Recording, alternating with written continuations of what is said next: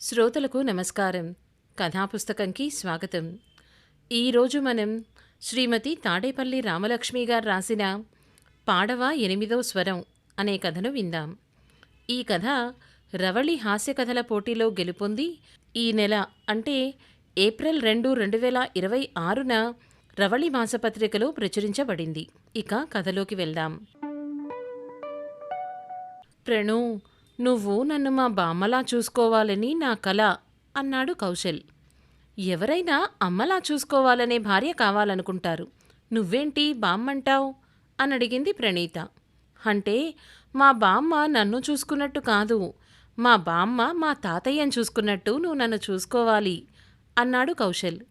ఏమిటో అంత స్పెషలు అన్న ప్రణీతతో, నువ్వే చూస్తావుగా, ఇంకెంత, ఇంకో నెలలోనేగా మన పెళ్ళి అన్నాడు. హబ్బా కౌశల్, పెళ్ళయ్యాకే చూడగలగడానికి మీ బామ్మగారేమైనా మన పెళ్లి వీడియోనా? రేపొకసారి మీ ఇంటికి తీసుకెళ్ళు, అప్పుడు మీ బామ్మగారు ఏమేం చేస్తారో చూస్తాను అన్నది ప్రణీత. నిజంగా అన్న కౌశల్ మాటలకి, నువ్వింత ఇదిగా అడుగుతుంటే నిన్ను ఇంత ఇష్టపడి పెళ్లి చేసుకుంటున్నదాన్ని, నీకోసం ఆ మాత్రం కష్టపడకపోతే ఎలా? మీ ఇంట్లో ఎంతసేపు ఉండాలి? ఒక పూట చాలా అని అడిగింది ప్రణీత. ఆ చాలు, అయినా మా బామ్మ చేసే అన్ని పనులు చూడక్కర్లేదు, మిగతావన్నీ మా అమ్మ కూడా అలాగే చేస్తుంది. కానీ ఆ ఒక్క పని అలా మా బామ్మ దగ్గర మాత్రమే చూడగలవు. ఒక పూజలాగా, ఒక వ్రతంలా, యజ్ఞంలా, దీక్షలా చేస్తుంది. ఉడికిందో లేదో చూడడానికి అన్నమంతా ముట్టుకొని చూడక్కర్లేదు అన్నట్టు మా బామ్మ చేసే ఆ ఒక్క పని చూస్తే నీకే తెలుస్తుంది ఆవిడకి మా తాత పట్ల ఎంతటి ప్రేమాభిమానాలు, భయభక్తులు, అనురాగాప్యాయతలు. ఇంకా అంటున్న కౌశల్ మాటలకి, బాబూ, రవీంద్రనాథ్ ఠాగూర్ అంది ప్రణీత. ఎవరు అంటూ చుట్టూ చూశాడు కౌశల్. నువ్వే, నీ వర్ణనలు, విశేషాలు, సమాసాలు, ఆ కవిత్వమంతా చాలుగాని నామవాచకానికి రా ఇంకా అంది. అంటే అదే, మీ బామ్మ చేసే క్రియకి ఒక పేరుంటుంది కదా, ఆవిడ మీ తాతగారికి చేసే ఆ విశిష్టమైన సేవ ఏంటో చెప్పు అన్న ప్రణీత ప్రశ్నకి, తినబోతూ రుచెందుకడుగుతావు, వస్తానన్నావుగా, నువ్వు ఆ ఒక్కటి నేర్చుకొని అచ్చు మా బామ్మ చేసినట్టు చేస్తే చాలు, ఎన్నాళ్లగానో నేను కంటున్న కల నిజం అవుతుంది అని కౌశల్ అంటుండగానే, అవునా, ఇంత చెప్తున్నావు, మరి నేను ఒక్కరోజులో నేర్చుకోగలనా అని అడిగింది ప్రణీత. ఆ రోజులో ఓ 7-8 సార్లు చేస్తుంది మా బామ్మ. నువ్వు ఒక పూటుంటే 4 సార్లైనా చూడొచ్చు. అయినా స్క్రిప్ట్ మొత్తం నాకు నోటికొచ్చులే, నీకు రాసిస్తాను కావాలంటే అన్నాడు కౌశల్. వామ్మో, బామ్మ దగ్గర నేర్చుకోమంటే ఏ అట్ల తద్దినోమో, ఆవకాయ పెట్టడమో అనుకున్నాను. రోజుకి 7-8 సార్లు చేస్తారావిడ అంటున్నాడు. పైగా స్క్రిప్ట్ కూడానట, దానికి తోడు సస్పెన్స్ ఒకటి. సర్లే, రేపు చూద్దాం అనుకుంది ప్రణీత. మరుసటి రోజు ప్రణీతని కౌశల్ తమ ఇంటికి తీసుకెళ్లాడు. కాబోయే కోడలిని ఇంటిల్లిపాది ఆనందంగా ఆహ్వానించారు. బామ్మగారు ఏమేం చేస్తారో చూద్దామని ప్రణీత ఆత్రంగా ఎదురుచూస్తోంది. ఇంతలో ఎక్కడ్నించో గణగణ అంటూ పెద్ద శబ్దం వచ్చింది. ఉలిక్కిపడిన ప్రణీత ఫైర్ అలారం అంటూ బయటికి పరిగెట్టబోయింది. వదినా, ఆగాగు, కంగారు పడకు, అది అలారమే కాని ఫైర్ అలారం కాదు, పెయిర్ అలారం అంది కౌశల్ చెల్లి కుముద. 11 గంటలకి ఇప్పుడు అలారమేంటి అని అడిగింది ప్రణీత.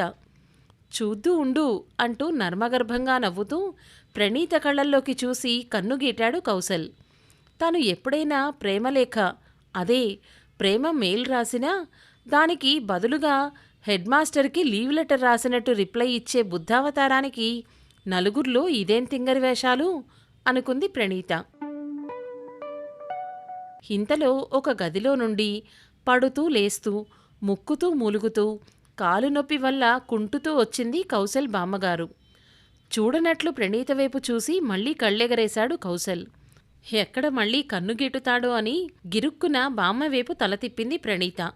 బామ్మగారు యుద్ధానికి వెళుతున్న సైనికుడిలా ఒక నిశ్చల, నిర్వేద, నిర్లిప్త భావపూరిత ముఖంతో సరాసరి కౌశల్ వాళ్ల తాతగారి దగ్గరకెళ్ళి ఆయన కుర్చీ పక్కనే నుంచుంది. ఇండియా పాకిస్తాన్ క్రికెట్ మ్యాచ్ ఆఖరి ఓవర్ చూస్తున్నట్టు ఊపిరి బిగబట్టి చూస్తోంది ప్రణీత. సీనా టీనా, ఫుల్లా హాఫా, వైటా బ్లాకా, లైటా స్ట్రాంగా, విత్తా వితౌటా, హాఫా కోల్డా, గ్లాసా కప్పా అంటూ 7 ప్రశ్నలు సంధించి వాటికి తాతగారు ఏవో సమాధానాలు చెప్తే విని అంతే నిర్లిప్తంగా వెనుతిరిగి వెళ్ళిపోయింది బామ్మగారు. అయోమయంగా కౌసల్ వైపు చూసింది ప్రణీత. కనుక్కో అన్నట్లు కళ్ళెగరేసి నవ్వుతున్నాడు కౌసల్. బామ్మ చర్యకు ప్రణీత దిగ్భ్రాంతి చెందడం చూసి పొట్ట పట్టుకుని నవ్వుతోంది కుముద. అనువంశికంగా పిచ్చి డౌన్లోడ్ చేసుకునే ఆచారం ఏమైనా ఉందా వీళ్ళింట్లో అని అనుమానం వచ్చింది ప్రణీతకి. కొంచెం సేపట్లో ఓ కప్పులో కాఫీ తెచ్చి తాతగారికిచ్చింది బామ్మగారు. ప్రణీతకి ఏదో అర్థం అయ్యి అవ్వనట్లు అనిపించింది. అలా ప్రణీత ఉన్న కొంచెం సేపట్లో 3/4 గంటకోసారి అలారం మోగడం, బామ్మగారు కాలు ఈడ్చుకుంటూ వచ్చి ఆ 7 ప్రశ్నలు సంధించి తర్వాత కాఫీయో టీయో తెచ్చి తాతగారికి ఇవ్వడం. కొంచెం సేపయ్యాక కౌసల్ ప్రణీతను మా బాల్కనీ గార్డెన్ చూద్దూదా అని తీసుకెళ్ళి అర్థమైందా అని అడిగాడు. ఏంటి అని అడిగింది ప్రణీత. మా బామ్మ చేసింది అన్న కౌశల్ మాటలకి కొంచెం అర్థం అయ్యి కొంత కాలేదు. ఏమిటి అన్ని ప్రశ్నలు అని అడిగింది. నేను చెప్తాను విను. మా తాతయ్యకి రోజులో ఓ 10 సార్లు టీ కాఫీలు తాగడం అలవాటు. కాకపోతే ప్రతిసారి ఒకేలాగా తాగరు. ఒకసారి టీ అయితే ఒకసారి కాఫీ, ఒకసారి పంచదారతో ఇంకోసారి పంచదార లేకుండా, ఒకసారి పాలతో మరోసారి వట్టి డికాషన్, ఒక్కోసారి స్ట్రాంగ్గా ఇంకోసారి లైట్గా, ఒక్కోసారి బాగా వేడిగా ఇంకోసారి చల్లగా, ఒక్కోసారి కప్పు నిండా ఓసారి సగమే, అలా అన్నమాట. మర్చిపోయాను, ఒకసారి పింగాణీ కప్పులో ఇంకోసారి స్టీల్ గ్లాసులో. అలా ఆయనకి ఎప్పుడు ఎలా తాగాలనిపిస్తుందో ఆయనకే తెలీదు కనుక మా బామ్మ ఎప్పటికప్పుడు కనుక్కొని ఆ డిఫరెంట్ కాంబినేషన్స్ అండ్ పెర్మిటేషన్స్తో ఆయనకి కావాల్సింది అందిస్తుంది. అది 5 నిమిషాలు కూడా అటు ఇటు కాకుండా అలారం పెట్టుకుని మరీ అంటూ గర్వము తన్మయత్వము కలిసిన అరమూడ్పు కళ్లతో చెప్పాడు కౌసల్. వామ్మో, అంతుందా? కానీ ఆవిడ అంత కాలు నొప్పుతో కుంటుతూ రావడం ఎందుకు? మీరెవరైనా ఇవ్వచ్చు కదా అంది ప్రణీత. అబ్బే, మా తాతయ్యకు మా బామ్మే ఇవ్వాలి, ఇంకెవ్వరిచ్చినా కుదరదు. అది వారిద్దరి ప్రేమకు నిదర్శనం. ప్రేమ పేడ తట్టా అన్నది ప్రణీత. అలా తీసేస్తావేంటి? మా బామ్మ అడిగే ఆ 7 ప్రశ్నలు మా బామ్మ తాతయ్యల 7 అడుగుల బంధానికి 7 జన్మల సంబంధానికి తూనికరాళ్ళు అన్న కౌశల్ మాటలకి ఏం రాళ్ళు అని అడిగింది ప్రణీత. అలా అనకు ప్రణు, నాకు ఎప్పటినుండో నా భార్య కూడా అచ్చు మా బామ్మలా నన్ను ఆ 7 ప్రశ్నలు అడిగి నాకు కాఫీ టీ ఇవ్వాలని, నేను జీవితాంతం ఆ ప్రేమామృతాన్ని ఆస్వాదించాలని, ఆ 7 ప్రశ్నలు మన అనురాగ రాగాన్ని పలికించే 7 స్వరాలు అవ్వాలని కల అంటున్న కౌశల్తో, ఓహో, అదా నువ్వన్న కల? అయితే విను, నేను 7 స్వరాలు కాదు, కొత్తగా 8వ స్వరం కనిపెట్టి అది కూడా పాడతాను విందులే అంది. అదేమిటి అన్నాడు కౌశల్. అదే, నేను మీ బామ్మలాగా ప్రతిసారి 7 ప్రశ్నలు అడగాలని కదా ఆశపడుతున్నావు. నేను వాటికి ఇంకో ప్రశ్న కలిపి 8 అడుగుతాను అంటున్నాను. ఆహా, అధికస్య అధికం ఫలం అంటారుగా, అదేంటో చెప్పు అన్నాడు కౌశల్. ఏం లేదు, పై ప్రశ్నలన్నీ అయ్యాక అయ్యాక అదే తెచ్చి నీ మొహాన కొట్టమంటావా లేక నెత్తిన పోయమంటావా అని కూడా అడుగుతాను అన్నది ప్రణు. హా అన్నాడు కౌశల్. అన్న ప్రణీతతో, భలే చెప్పావమ్మా. ఆవిడ ఈ వయసులో కాళ్ళ నొప్పులతో దేకుతూ కుంటుతూ కష్టపడుతుంటే పెద్దాయనికి వద్దని చెప్పాల్సింది పోయి ఈ అయ్యా కొడుకులకి ఈ కోరికలేంటో. మీ మామగారికే అనుకున్నాను, వీడికి కూడా ఈ కళలున్నాయని ఇప్పుడే మీ మాటలు వినబడితే తెలిసింది అంటూ వచ్చింది కౌశల్ తల్లి కళ్యాణి. అత్తయ్యా అంటూ కలవరపడింది ప్రణీత. నువ్వేం సిగ్గుపడకు ప్రణీత, మీ మామయ్యతో నాకు ఇదే గోల. ఇలాంటివి ఒకసారి అలవాటు చేస్తే ఇంకేమైనా ఉందా? నీ అంత తెలివిగా సమాధానం చెప్పడం రాక నేను దాటేస్తూ వస్తున్నాను. మీ పెళ్ళయ్యాక ఒకసారి ఆ 8 ప్రశ్నలు వీడిని మీ మామయ్య ముందు అడుగుదు.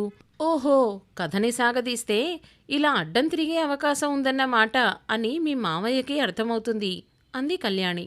అమ్మా అంటూ నిరసనగా రాగం తీశాడు కౌసల్. నువ్వూరుకోరా గాడిదా! ఏళ్ల తరబడి మీ తాతయ్య ముందు కాళ్ళు పీకేలా నిలబడి కాకా హోటల్ సర్వర్లాగా ఆర్డర్లు తీసుకుని ఏడుపొస్తోంది. చాదస్తం మొగుడు చెప్తే వినడు, గిల్లితే ఏడుస్తాడు అన్నట్టు మీ తాతయ్యకు నా బాధ అర్థం కాదు. పైగా ఎప్పుడైనా ఒక ప్రశ్న మర్చిపోయినా కైకేయిలా అలిగి కూర్చుంటాడు.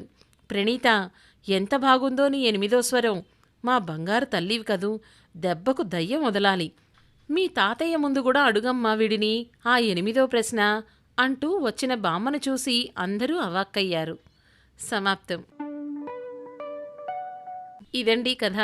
చాలా తమాషాగా ఉంది కదా. కానీ ఇలాంటి రకరకాల మనస్తత్వం గల వాళ్ళు చాలామందే ఉన్నారు. మీ ఇంట్లో కూడా మీకు ఇలాంటి అనుభవాలు ఏమైనా ఉంటే తప్పకుండా కమెంట్ చేయండి. మరిన్ని వినోదాత్మక, సందేశాత్మక, సామాజిక కథలు వినాలి అనుకుంటే కథాపుస్తకం ఛానల్ని సబ్స్క్రైబ్ చేసుకోండి. ధన్యవాదాలు.